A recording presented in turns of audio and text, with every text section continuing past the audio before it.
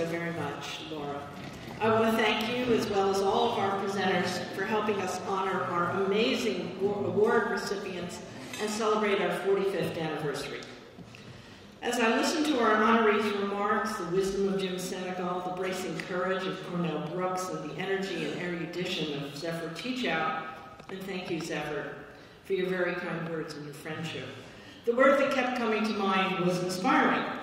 But unlike Zephyr, I wasn't able to go to the dictionary or the thesaurus, so I did what people now do. I went to the internet. I pulled out my phone and I checked. And while there aren't a lot of synonyms for inspiring or inspired, we hope you will likewise come away from this evening energized, encouraged, motivated, and stimulated. I know that this evening, and the support you've shown for the work that we do will help me and the staff at Common Cause New York stay energized and motivated as we tackle big issues in the year ahead.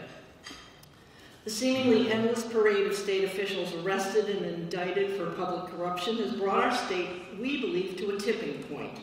The pressure is on, and we intend to keep it high. Our work on campaign finance reform continues to accelerate. Zephyr is right. New York is the key to reinvigorating campaign finance reform across the country. We will not let up until we've helped New York State adopt a fair election system, a small donor matching fund system like the widely admired system we helped establish and grow here in New York City. We're going to need the help and support of each one of you to realize this essential goal, and you'll be hearing from us in the months to come about how you can help. Here in New York, due to an egregious misinterpretation of our election law, limited liability companies are treated as individuals rather than corporations or partnerships for the purpose of calculating contribution limits. Arcane, I know. But our reports have documented the very real impact which this loophole has. As a result of the LLC loophole, a single individual can and did give over $1 million to a single gubernatorial candidate in 1 year. And that same individual gave over $4 million to state candidates in a year. This very week, working with our allies at the Brennan Center and other groups, we're spearheading the effort to close this notorious LLC loophole. The New York City Board of Elections, which has the power to fix this administratively, will be taking up this issue at its meeting this week. In just 2 days, more than 3,500 New Yorkers have sent messages to the BOE commissioners urging them to close the LLC loophole.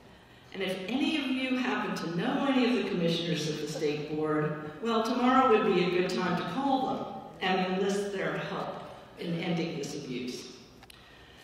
We've started an exciting new project, New York Commons, building a citywide coalition to reframe and open up the public dialogue around public assets.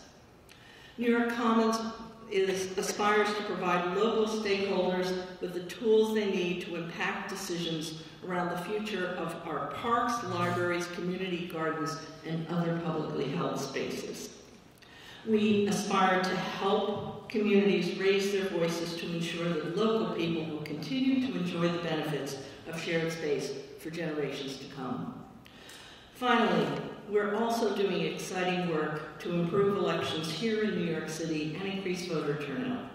We're working closely with the New York City Board of Elections and our colleagues at an organization located here in Brooklyn called Democracy Works to help the New York City Board develop 21st century means of communicating with voters. And I'm happy to report that contrary to the perception of the New York City Board, we found an eager partner with the board staff. In addition to placing volunteer monitors to help voters at polling places in New York City, we developed a mobile website, PollWatch USA, which allows anyone to use their cell phone to report conditions of the polls. Last year, we were able to expand PollWatch, adding Spanish language functionality and deploying it not only in New York City, but also on Long Island. And I'm very proud and thrilled to report that just this afternoon, I received word from the Knight Foundation that our entry into the Knight Foundation News Challenge to scale up PollWatch for use in off-year, non-federal elections across the country has been chosen as one of the 45 semi-finalists out of over 1,000 entries.